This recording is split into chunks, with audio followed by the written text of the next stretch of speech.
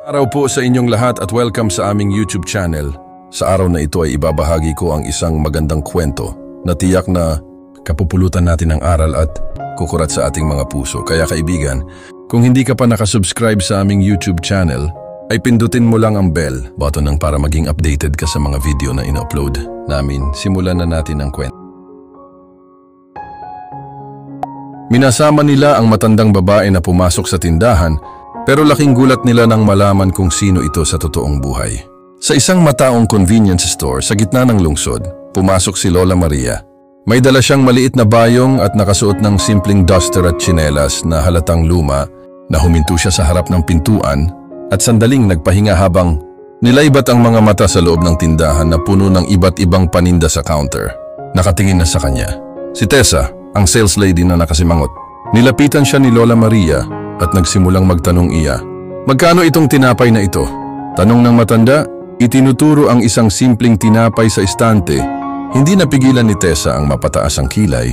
"Ay Lola, kung wala po kayong balak bumili, huwag na kayong magtanong-tanong dyan. Baka magulo niyo pa ang mga paninda namin," sabi niya ng may kasungitan. "Kung wala kayong pambili, baka mas mabuti pa pong sa labas na lang kayo." Tumambay. Nadinig ito ng isa pang sales lady na si Mylene, na kasalukuyang nag-aayos ng mga inumin sa malamig na istante. Tumayo siya at sumang-ayon kay Tessa. "Oo nga naman Lola, ang dami niyo ng tanong. Wala naman kayong binibili. Kung ako sa inyo, magtitipid na lang kayo at huwag nang magtanong. Tanong nang hindi naman bibili." Dagdag pa niya halatang inirapan ang matanda. Napahiya si Lola Maria at halos hindi alam ang sasabihin. Napatungo siya at kinapa ang kanyang bulsa para hanapin ang konting baryang dala. Niya alam niyang sapat ito para sa tinapay. Pero sa tingin ng dalawang sales lady, isa lang siyang matanda na nakikigamit ng aircon sa tindahan.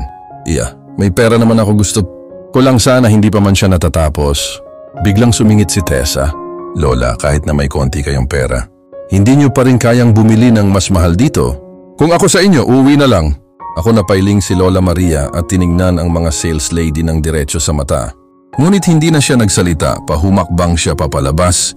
Bit-bit ang kaunting dignidad na natitira sa kanya. Ilang saglit lang, isang itim na kotse ang huminto sa harap ng tindahan. Bumaba ang isang batang babae na may suot na formal na damit at may dalang laptop bag. Pumasok siya sa loob ng convenience store at nilapitan ng counter. "Magandang araw, ako si Anna, ang may-ari ng tindahan na ito.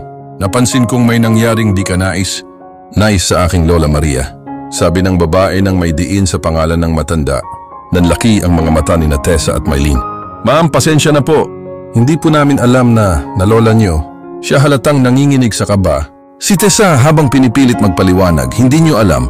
Hindi niyo kailangan malaman kung sino siya para respetuhin niyo, di ba? Kung paano niyo tratuhin ang isang customer, kahit sino man siya. Iyon dapat ang lagi niyong isaisip," sabi ni Anna, na puno ng autoridad ang boses. "Pasensya na po.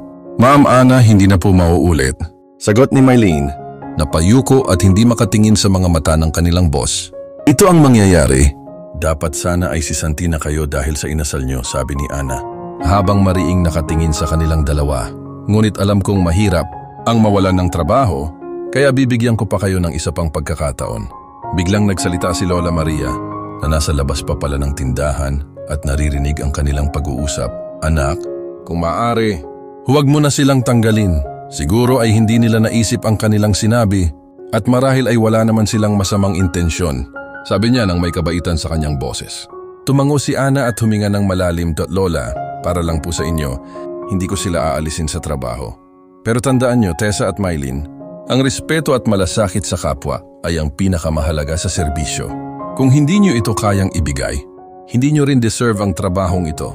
Babala niya na patango sina Tessa at Mylene. Halatang nakaramdam ng matinding hiya at pagsisisi. Tumalikod na si Anna at muling hinarap si Lola. "Maria, Lola, ako na po ang bahala sa lahat ng kailangan nyo. Ano pa po ang gusto nyong bilhin?" Tanong ni Anna nang may pagmamahal sa kanyang tinig. Ngumiti si Lola Maria at bahagyang tumingin kina Tessa at Mylene. "Ayos na ako anak. May tinapay na akong nabili. Ang mahalaga ay natuto sila dito na nagtapos." Yung pangyayari sa convenience store. Isang aral ang naiwan sa mga sales lady na si Tessa at Mylene. Hindi nila malilimutan ang nangyaring iyon. Isang matanda na tinuring nilang walang-wala. Ngunit sa katunayan ay lola pala ng mismong may-ari ng tindahan. Mula noon, naging mas magalang sila sa bawat taong pumapasok, mayaman man o mahirap. Alam nilang ang respeto ay para sa lahat at hindi para sa iilang may kakayahan lang. At dito na natatapos ang ating magandang kwento. At kung nagustuhan mo ang kwentong ito, ay huwag mo namang kalimutang i-share at mag-subscribe at pakipindot na rin ang notification bell ang laging updated ka sa mga bagong video na in-upload namin muli. Maraming salamat at magandang araw sa iyo.